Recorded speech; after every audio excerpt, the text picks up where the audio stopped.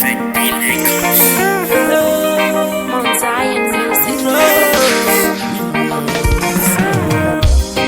Andikangane kwandapa inindopsia kana masango anafamba iningomasiya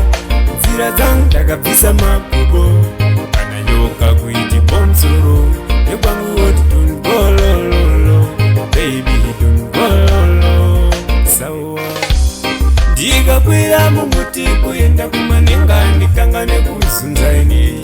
ndichatozunza kuti munonge muite oseni andingakangane kusvika pakudero angatoona kuti ndatova mumero panondibetsera kuti ngura chikero kana tikafanana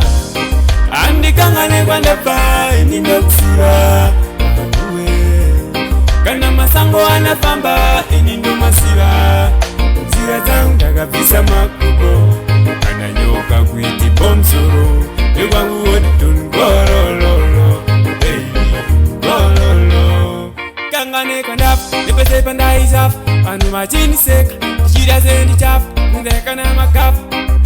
sakangane kwamabva kana mwari vada umwani simudzandoendeni kana mwari vada sawa andikangane kwandabva ini ndokusiva kana masango anafamba ini ndomasiva nzira dzangu takabvisa magogo kana nyoka kuiti bomsoro nekwangu woti tunbolololo baby tunbololo sawa